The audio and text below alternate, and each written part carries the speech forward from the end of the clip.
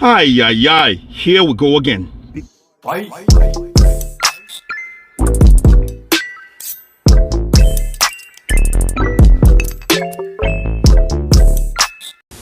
Everybody, welcome to another video. Welcome to Science Domain, where we talk a lot about politics as well as the entertainment industry, because you and I both know that the entertainment industry is dribbling with a lot of politics. And today we have got to talk about U.S. Olympic hammer thrower by the name of Gwen Berry. Now, Gwen Berry has been making airwaves in the last 3 days or thereabouts because of the rhetorics, because of the antics that she pulled while she was receiving her bronze medal at the qualifiers to the Olympic for the USA. And those of you who don't know, what she particularly did was she turned her back while the national anthem was playing, and she turned her back on the national flag. Now, since been revealed that she used to love the national flag, and people have been calling her a fraud.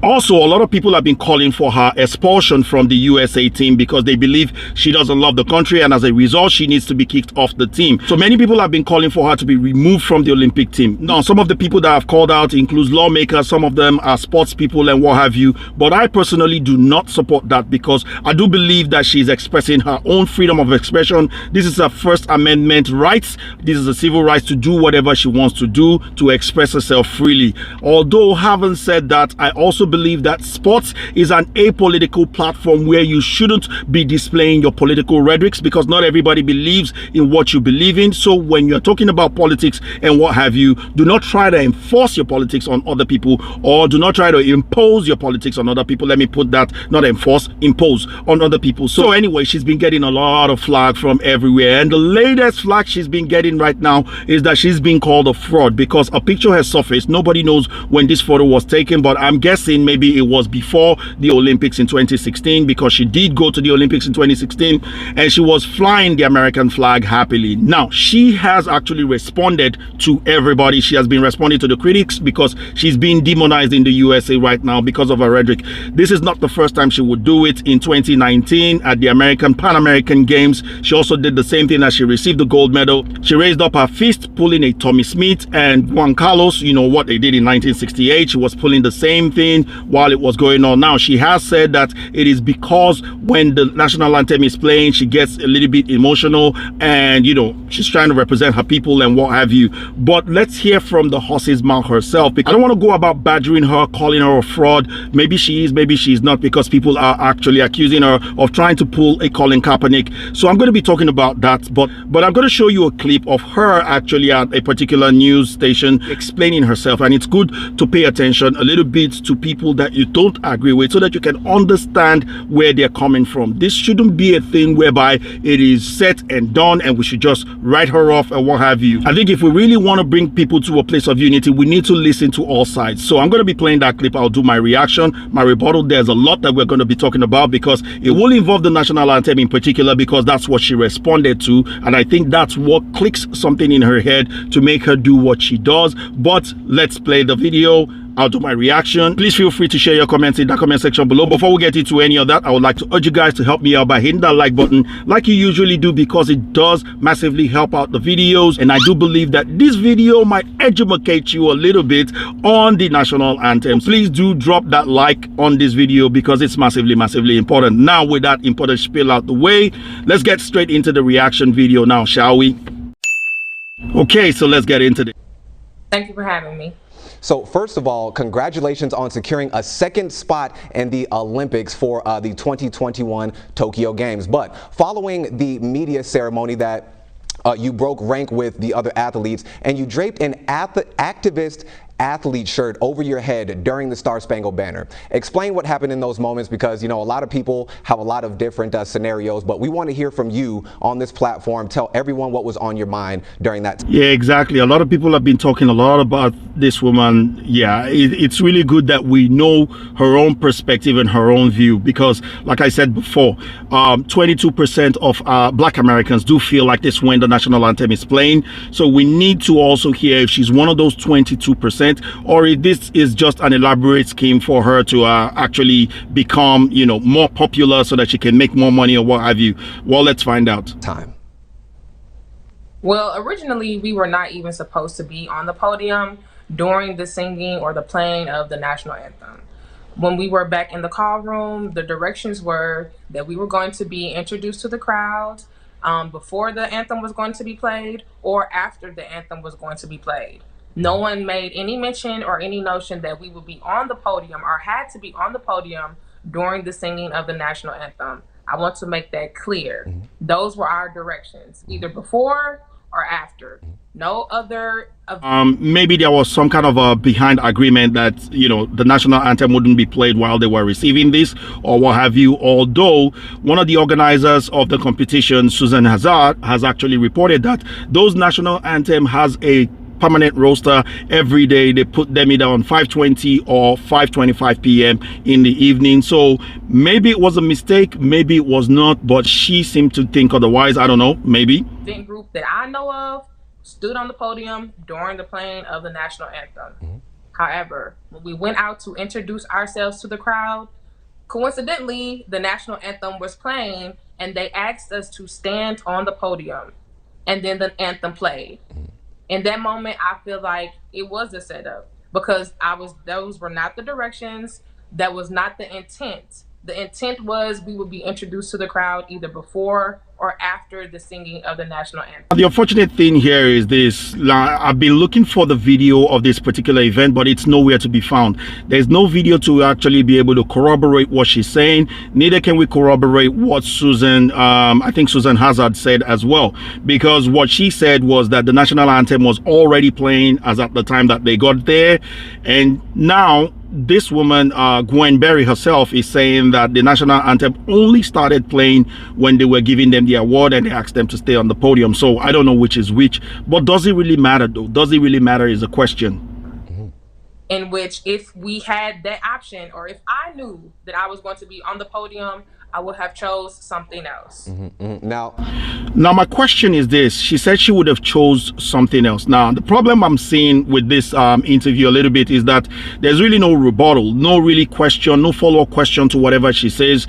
They've just had their questions lined up, because I've actually seen this video before, and they're not really rebuttaling to anything that she's saying. Personally, I would have asked what would have been your option if they had told you, hey, as you're going out there to collect the bronze medal, we're going to play the national anthem, what will you do? I'm curious to know what you would have done, but let's keep going. I just want to ask, what is it about the national anthem or that whole scenario that made you feel so uncomfortable? Why didn't you want to acknowledge that part?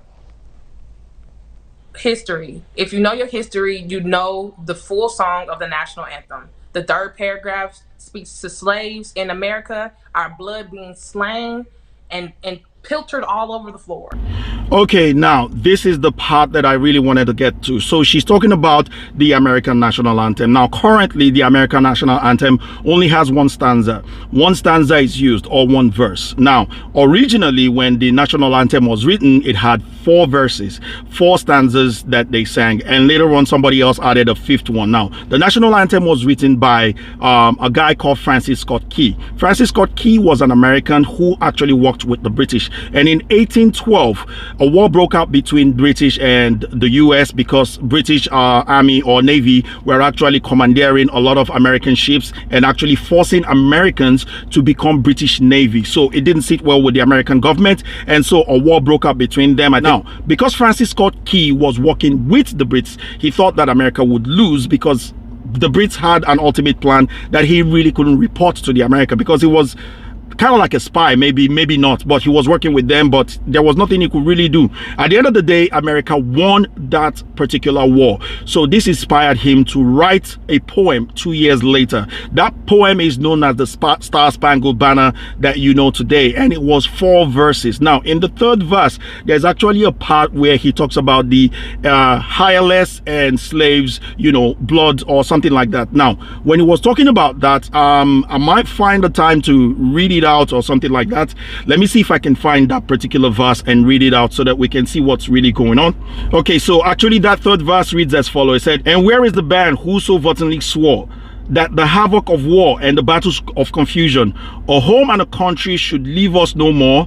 Their blood has washed out their foul footsteps pollution." Now when he's talking about there, Note that he's talking about the British Army and the people that fought for the British Army. He's not talking about Americans or American slaves or black Americans. So let's continue.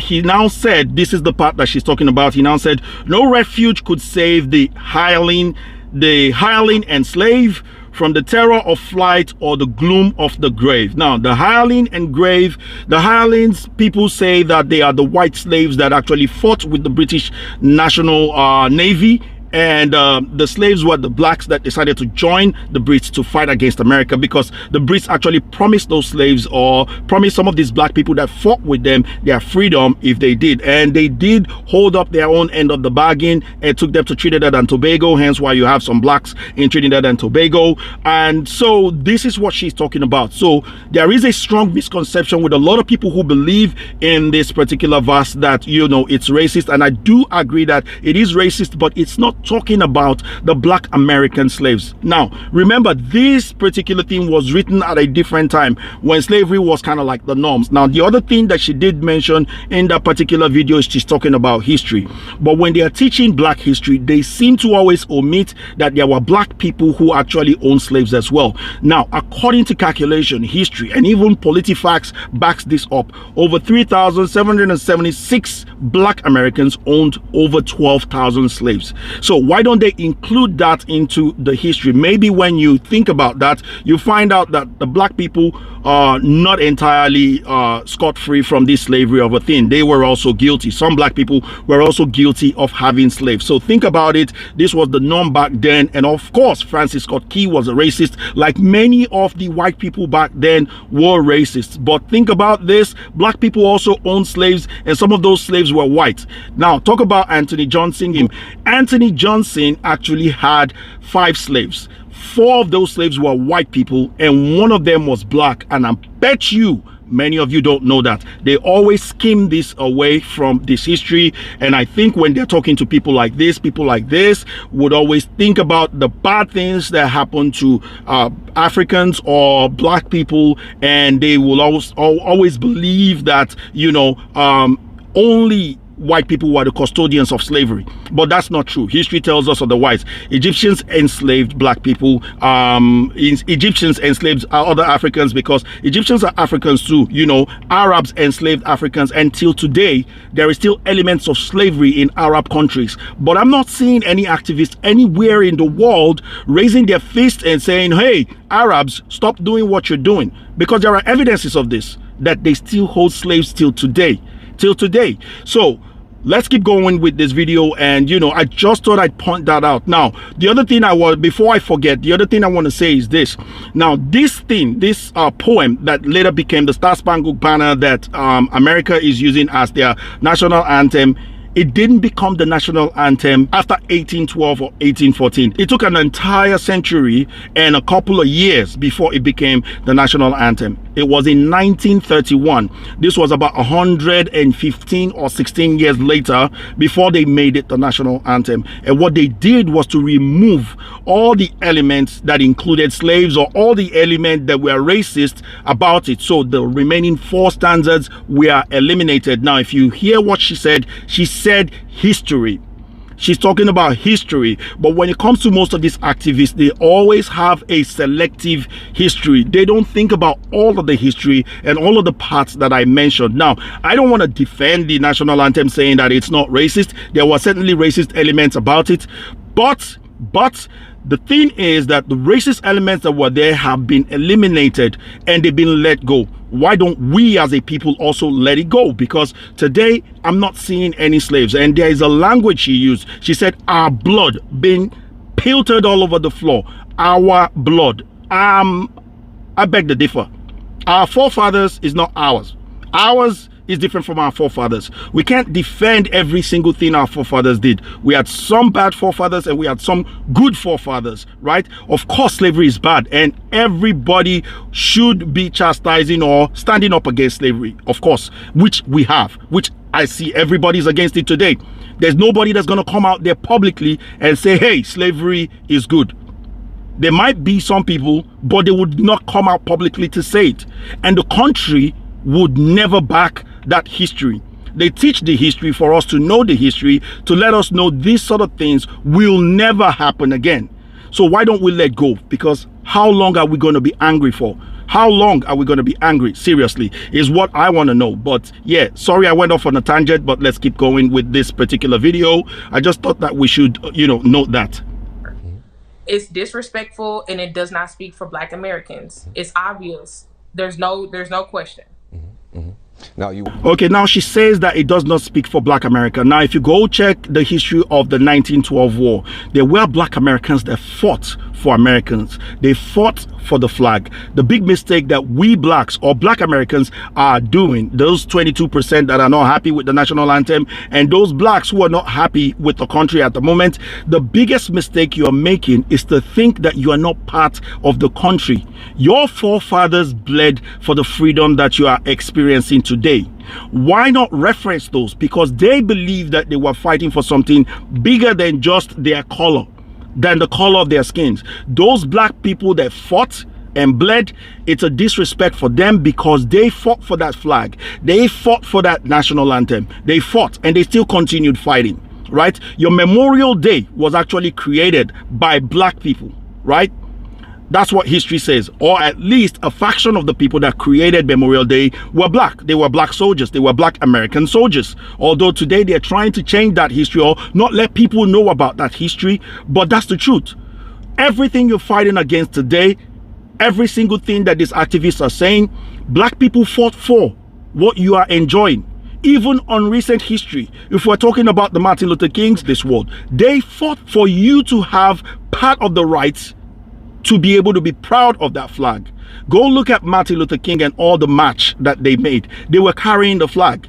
Now, I remember something. Colin Kaepernick, people were saying he took the knee, and some people were flashing, photos of Martin Luther King taking a knee where the flag is. But the truth and the reality of that particular story is when Martin Luther King took a knee in 1965, he took a knee to make a prayer. To pray. He wasn't taking a knee against the national anthem. He took a knee to pray before they started marching. They were marching for civil rights for black people to be respected and seen as part of America. What civil rights people are doing today is they are fighting against the thing what Martin Luther King fought for. That's where the problem is. But now she's saying that the American national anthem is disrespectful to African Americans. But you want to know what? Even if that national anthem was changed, people like this will still find a reason to be angry, because no matter what you do, they will always be angry.